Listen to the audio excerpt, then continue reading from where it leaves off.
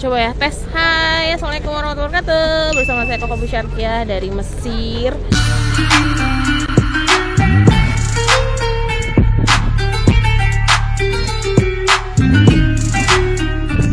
Hai, assalamualaikum warahmatullahi wabarakatuh. Saya Koko Busyarkiah. Saya saat ini berada di Jordania, di Laut Mati lebih tepatnya. Nah, pertanyaan pertama adalah, Kak, gimana sih hidup di Jakarta pakai gaji 6 juta buat 3 anak? Pertama gini, kalau misalnya untuk soal pendapatan berapapun sebenarnya akan kurang, benar gak sih? Cuma ada bab berikutnya nih, ada bab kedua, yaitu gini. Kalau misalnya secara hitungan matematika gitu ya, sebenarnya kalau misalnya dibilang 6 juta hidup di Jakarta, itu bahkan untuk single aja kadang-kadang kurang gitu ya. Kenapa? Karena kita ngomongin soal adanya biaya untuk hidup, adanya kadang-kadang cicilan rumah aja udah 6 juta rupiah sendiri gitu ya, belum sama biaya hidup yang lainnya. Nah, sementara ini dengan 3 anak. Jadi kalau misalnya pakai logika manusia atau logikanya saya sebagai perencana keuangan, saya akan bilang kurang gitu. Tapi yang kedua adalah pasti Allah cukupkan. Nah, cuma lagi-lagi sebagai manusia juga kita juga harus berikhtiar, teman-teman. Karena gini, kalau misalnya nih ya, kita bisa lebih, kenapa enggak? Ya enggak sih? Karena kan kita bisa lebihin buat zakat, buat sedekah, buat infak dan buat yang lainnya gitu ya. Dan buat keperluan-keperluan lain yang memang Allah suruh kita untuk berjaga-jaga. Benar enggak? Ya kan ya. Jadi kalau misalnya dibilang kurang, normalnya aja secara rata-rata kebutuhan orang Jakarta mungkin udah 6 juta untuk single. Dan ini ada 3 juta. Dan ini 6 juta untuk 3 anak. Jadi kalau boleh saya saranin sih gitu ya, yaitu tambah pemasukan. Gak ada cara lain. Jadi gini sih teman-teman, kadang-kadang ketika kita mengalami tanda petik kemacetan ekonomi kan sebenarnya solusinya ada 2, yaitu 1 tambah pemasukan, atau yang kedua adalah mengurangi pengeluaran. Kalau untuk mengurangi pengeluaran, kadang-kadang kalau untuk berada di kota-kota besar seperti Jakarta, Surabaya, Medan gitu ya, kadang-kadang itu sulit sekali untuk dipres atau biaya di tempat-tempat yang berinflasi tinggi. Nah, mau tidak mau sih sebenarnya adalah sekarang mendapatkan pendapatan yang tambahan yang baru gitu. Apalagi kalau misalnya di zaman sekarang sih jauh lebih mudah untuk kita nih ngedapetin pendapatan tambahan dibandingin sama 10 tahun lalu, 15 tahun lalu, 20 tahun lalu, bahkan generasi orang tua kita. Benar nggak? Sekarang udah ada e-commerce, kita bisa jualan apa aja. Sekarang juga industri network marketing juga udah berkembang, asuransi juga ada, jualan bisa dari rumah, bisa dari handphone gitu ya. Jadi udah lebih bebas sih kalau yang sekarang. Kalau boleh saranin sih ya seperti itu.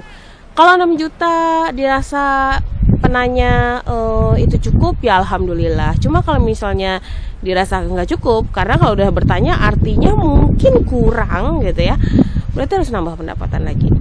Terus yang kedua, gimana caranya bisa nggak mudah tergoda pengen membeli barang yang sebenarnya nggak dibutuhin, Mbak? Terus bagi tips dong biar bisa jalan-jalan keliling dunia gitu, apalagi ke Al-Aqsa ya.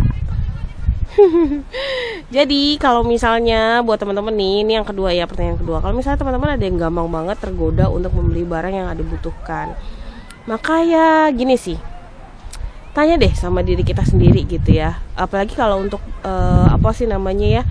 untuk kita yang mungkin saat ini tahu kondisinya entah mungkin tidak kekurangan, tapi juga tidak terlalu berlebihan gitu. Dan bahkan tips ini bisa teman-teman lakukan ketika teman-teman sangat berlebihan ya, yaitu 1, please banget coba ukur diri sendiri. 1 itu dulu, ukur posisi keuangan teman-teman tuh ada di mana, sadarin itu gitu. Kalau misalnya saya ambil contoh, kita alhamdulillah sedang aja middle class biasalah ya, misalnya nabung ya secukupnya, juga utang juga mungkin ada tapi secukupnya gitu. Coba kita pikir dulu gitu ya, kita nih cocok gak ya kalau misalnya harus ngeluarin expense lebih lagi, pengeluaran lebih lagi untuk sesuatu yang akhirnya cuma jadi timbunan barang di kamar atau di lemari. Itu yang 1 gitu ya. Ukur aja diri sendiri.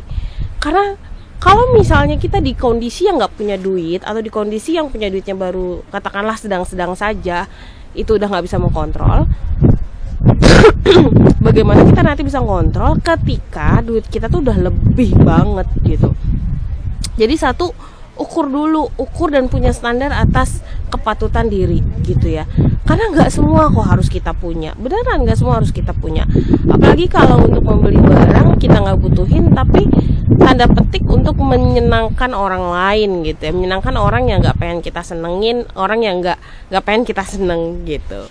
Jadi nggak usah, independen lah gitu ya, merdekalah dalam membeli dan sadarlah dalam membeli.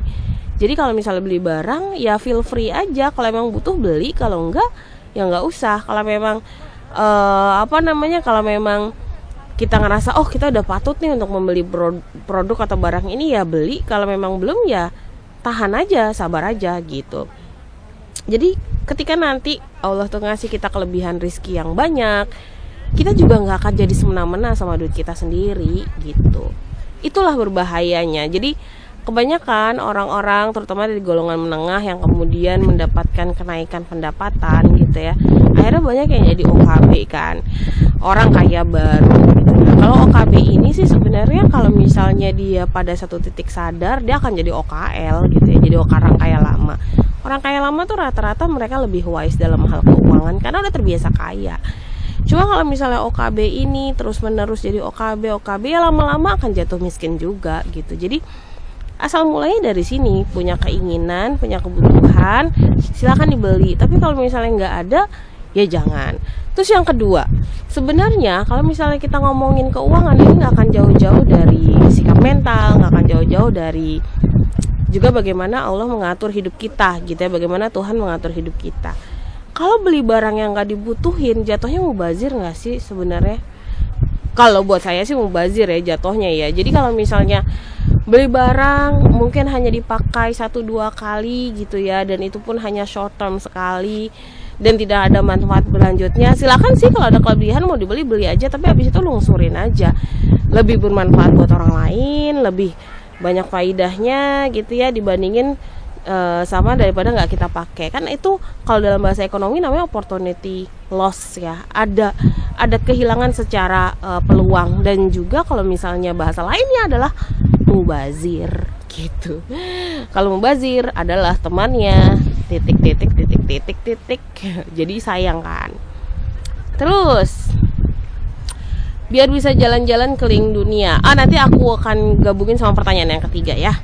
Pertanyaan ketiga, bagaimana mengatur budget untuk liburan?